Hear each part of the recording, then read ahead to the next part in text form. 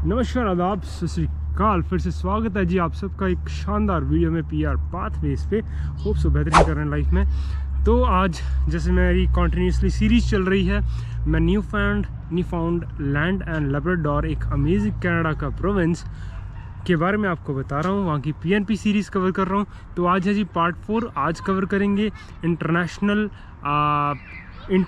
Entrepreneur programme, जो कि एक बहुत ही अमेजिंग प्रोग्राम है। पार्ट 4 उस सीरीज़ का इंटरनेशनल एंटरप्रेन्योर प्रोग्राम।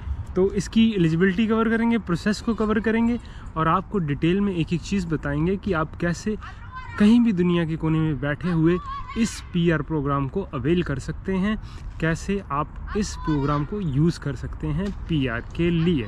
तो बने रहिए पीआर पाथवेज पे और अभी कवर करते हैं। तो गाइस, अगर चैनल पे नए हैं, आप पहली बार आ रहे हैं, तो मैं आपको बता देना चाहता हूँ, ये चैनल है पीआर पाथवेज। फोकस करता है इंटरनेशनल स्टूडेंट्स को, क्योंकि मैं भी एक इंटरनेशनल स्टूडेंट आया था, तो टारगेट रहता है इंटरनेशनल स्टूडेंट्स। और कवर करता हूँ मैं बहुत सारी कंट्रीज़ को एक इजी वे में समझाने के लिए कि कैसे आप पीआर वहाँ करा सकते हैं। कुछ और इमिग्रेशन अपडेट्स आपको एक तरीके से गाइड करता हूँ, इमिग्रेशन के रिलेटेड कंटेंट। तो आज कवर कर रहे हैं जी न्यूफाउंडलैंड लेब्राडोर कनाडा का एक ऐसा प्रोविंस जो अभी भी अनडिस्कवर्ड है, जिसमें अभी भी अपॉर्चुनिटी है, लोगों की डिमांड अभी भी है। तो प्रोग्राम का नाम है, जिसमें आपको बताया, NLPNP international entrepreneur program. Process की बात कर लेते हैं। बेसिकली प्रोसेस चलता कैसे है, उसके बाद एलिजिबिलिटी पे आएंगे, फिर आगे बाकी चीज़ें कवर कर देंगे।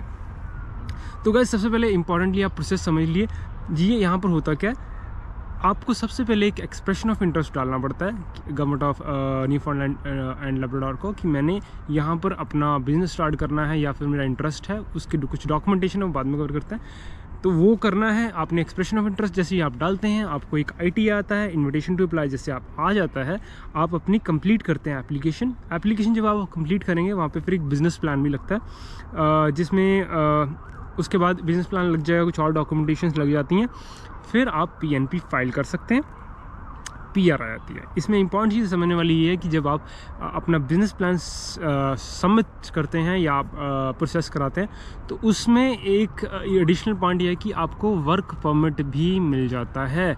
तो आप दुनिया के किसी भी कोने में बैठे हैं, अगर आपको लगता है कि आपके पास इतना पोटेंशियल है कि आप न्यूफाउंडलैंड लेब्राडोर जाके अपना बिज़नेस सेटअप कर सकते हैं, तो आप यहाँ पे वर्क परमिट पे आकर बाद में PR भी अचीव कर सकते हैं। अचीवेबल है, बहुत इजी प्रोग्राम है और एक इंटरेस्टिंग प्रोग्राम है। तो अभी कवर करेंगे, ये तो था प्रोसेस मोटा मोटा। अब मैं कवर करूँगा एलिजिबिलिटी इसमें क्या रहती है। बाकी जो प्रोग्राम्स मैंने करे हैं उनसे थोड़ा सा डिफरेंट है, पर मैं डिटेल में एक एक चीज़ कवर करूँगा ताकि आपकी अंडरस्टैंडिंग बने, आपको समझ में आ सके ये प्रोग्राम कितना फिजिबल है, कितना फिजिबल नहीं है। अभी कवर करते हैं जी एलिजिबिलिटी।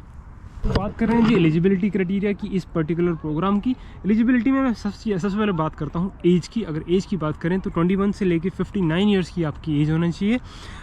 दूसरा इम्पॉर्टेंट पॉइंट आता है आपका एक बिज़नेस प्लान होना चाहिए। आपको पूरा बताना पड़ेगा, या तो आप नया बिज़नेस बाय कर सकते हैं या फिर नया बिज़नेस स्टार्ट कर सकते हैं, या फिर एग्जिस्टेंस बिज़नेस को बाय कर सकते हैं। उसका बिज़नेस प्लान आपको सबमिट करना पड़ेगा। उसकी कुछ वैल्यूएशन रिपोर्ट्स होती हैं, वो सारी चीज़ें आपको अपने पैसों से करनी पड़ेंगी। हाँ, इसमें इम्पॉर्टेंट चीज़ आपको ये बता देना चाहता हूँ कि यहाँ पर ये एक ऐसी कैटेगरी है PNP की, न्यूफाउंडलैंड लेब्राडोर की, कि इसमें आपकी एक $1 भी प्रोसेसिंग फ़ीस नहीं है, एज़ पर द इनकी इमिग्रेशन वेबसाइट। तो ये बहुत अच्छी चीज़ है। तो फर्स्ट होगी एज, सेकंड होगी इसका बिज़नेस प्लान। थर्ड इम्पॉर्टेंट चीज़ है कि आपके पास minimum Canadian high school diploma होना चाहिए या फिर कोई इक्विवेलेंट होना चाहिए। तो उसकी एक ECA रिपोर्ट लगती है, वो आप सबमिट कर सकते हैं। तो 3 इंपॉर्टेंट चीज़ें होगी। अब फोर्थ पे बात करते हैं।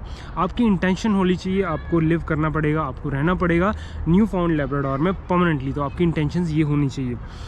उससे नेक्स्ट इंपॉर्टेंट चीज़ नंबर 5 का पॉइंट आता है कि आपके पास 600K नेट बिजनेस वर्थ आपको दिखानी पड़ेगी। ये 600K कम नहीं अमाउंट, ठीक ठाक बनता है। इंडियन अगर रुपीस में बात करूँ, अराउंड 3 करोड़ 3.5 करोड़ के आसपास बन जाता है। तो मैं 50 के अराउंड कैलकुलेट कर रहा था। तो ये है इस नंबर 5 का पॉइंट। नंबर 6 का पॉइंट मैं बात करूँ तो ये कहते हैं कि 200K इन्वेस्टमेंट मिनिमम आपके अकाउंट में होनी चाहिए, जिसमें आपकी इन्वेस्टमेंट 33% एटलीस्ट होनी चाहिए। ये आपको दिखाने पड़ेंगे अकाउंट में। नंबर 7 की बात करूं तो नेक्स्ट पॉइंट आता है एटलीस्ट फुल टाइम जॉब आप क्रिएट करेंगे। इसको मैं अलग से सेग्रीगेट करूंगा, ये क्या है। नंबर पॉइंट पहले 7 समझ लीजिए कि आपको एक minimum 1 full time job create करनी पड़ेगी लोकल कम्युनिटी के लिए, या फिर वो पीआरस हो सकते हैं या फिर वो सिटीजनशिप वाले हो सकते हैं। तो लोकल कैनेडियंस के लिए बेसिकली एक परमानेंट फुल टाइम जॉब आपको क्रिएट करनी पड़ेगी। नंबर 8 की बात करें तो नंबर 8 में कहते हैं कि बिज़नेस जो आपका प्रॉफिटेबल एंटिटी होनी चाहिए। ऐसा नहीं कि आपका बिज़नेस डिक्लाइन कर रहा है या आप लेटर ऑन ऐसा ना हो कि आप अपने बिज़नेस को बैंकरप्ट शो कर दे, ऐसा कुछ नहीं होना चाहिए। नंबर 9 का पॉइंट कहता है कि आपके पास 2 years of expenses in running 2 years of experience in running business. 2 साल का आपका रनिंग बिजनेस एक्सपीरियंस होना चाहिए, जिसमें आपकी 25% ऑनरशिप यानी कि प्रीवियस एक्सपीरियंस आपके पास होना चाहिए, जिसमें 25% एटलीस्ट ओनरशिप होनी चाहिए। अगर ये नहीं है तो उसके अलावा हो सकता है आपका 5 साल का कोई सीनियर लेवल का मैनेजरियल रोल का एक्सपीरियंस जो आप इसमें दिखा सकते हैं। नेक्स्ट इंपॉर्टेंट चीज़ नंबर 10 का पॉइंट, आपको CLB 5 अचीव करना है लैंग्वेज स्कोर में। इसमें IELTS है, PTE है, ये सारी चीज़ें चल जाती है। तो CLB आ गया 5 अचीवेबल है, कुछ बड़ा नहीं है, जिसमें आई थिंक अगर IELTS की बात करूँ तो 4.5, 5 ऐसे स्कोर चलते हैं। नेक्स्ट आता है कि आपने अपना EOI कंप्लीट करना, एक्सप्रेशन ऑफ इंटरेस्ट, फिर आपके पास एक रिसीव होना चाहिए ITA। उसके बाद ही आप अपने एलिजिबिलिटी डॉक्यूमेंटेशंस इकट्ठे करके फाइल कर सकते हैं ये पर्टिकुलर एप्लीकेशन। जैसे मैंने आपको पहले बताया कि ये 2 तरीके से बेसिकली प्रोग्राम चलता है, या तो आप एग्जिस्टेंस बिजनेस को बाय कर सकते हैं या फिर आप एक नए बिजनेस को खरीद सकते हैं। तो अगर आप नए बिजनेस को स्टार्ट कर सकते हैं। अगर नए बिजनेस को आपने स्टार्ट करना है तो आपने एक फुल टाइम जॉब क्रिएट करनी है लोकल्स के लिए, कैनेडियन PR और कैनेडियन सिटीजन्स के लिए। ये है न्यू बिज़नेस की रिक्वायरमेंट। अगर आप ओल्ड बिज़नेस को बाय करते हैं तो उसमें आपका 5 year जो भी प्रीवियस ऑनर रहा हो उसका 5 साल का ये रेगुलर बिजनेस होना चाहिए। आपकी ये भी आपको दिखाना पड़ेगा कि हाँ, हमने जो पुराना बिज़नेस बाय करना है तो हमने बिज़नेस प्लान कहाँ सेटअप किया, अब कब मिले, आपको फिजिकली मिलना पड़ेगा उसको। फेयर मार्केट वैल्यू पे बिज़नेस रन करना चाहिए, कुछ प्रॉब्लम नहीं होनी चाहिए। अब मैं बात करूँगा जी इन एलिजिबिलिटी या फिर नॉन एलिजिबिलिटी कैसे बनती है, इसकी अभी कवर करते। तो जी सारी चीज़ें कवर हो चुकी है। नॉन एलिजिबिलिटी बहुत इंपॉर्टेंट टॉपिक रहता है मेरे अकॉर्डिंगली, क्योंकि आपको अंडरस्टैंड करना पड़ता है कि आपकी नॉन एलिजिबिलिटी कहाँ पे बन सकती है। अगर ये बनती है, अगर गलती से भी बन जाती है, भगवान ना करे, अगर ये ऐसा होता है तो आपको बेसिकली क्या करना है, आपको चेक करने पड़ेंगे डॉक्यूमेंटेशन सारी, और बहुत सारी चीज़ें लगानी पड़ेंगी। तो बात करते हैं जी नॉन एलिजिबिलिटी कैसे बनती है। पहली इंपॉर्टेंट चीज़, आप कहीं भी इलीगल आपकी लिविंग नहीं होनी चाहिए। फॉर एग्जांपल अगर आप ऑस्ट्रेलिया है, फॉर एग्जांपल आप नेपाल है, कहीं भी वर्ल्ड के कोने में, आपकी जो वहाँ पर्टिकुलर कंट्री का स्टेटस है वो लीगल होना चाहिए। फॉर एग्जांपल अगर आप यूरोप में, आप अपना बिजनेस वहाँ सेटअप कर चुके हैं, आपका लीगल होना चाहिए सारा कुछ। दूसरी इंपॉर्टेंट चीज़, आपके ऊपर कोई भी रिमूवेबल ऑर्डर नहीं होना चाहिए। इसको मैं थोड़ा सा बता देता हूँ। फॉर एग्जांपल अगर आप रिफ्यूजी क्लेम करते हैं किसी भी कंट्री में, तो वहाँ पे एक रिमूवेबल ऑर्डर लॉन्च हो जाता है। तो आप अगर क्लेम कर चुके हैं रिफ्यूजी, उसके लिए उस केस में आप एलिजिबल नहीं हैं इस प्रोग्राम के लिए।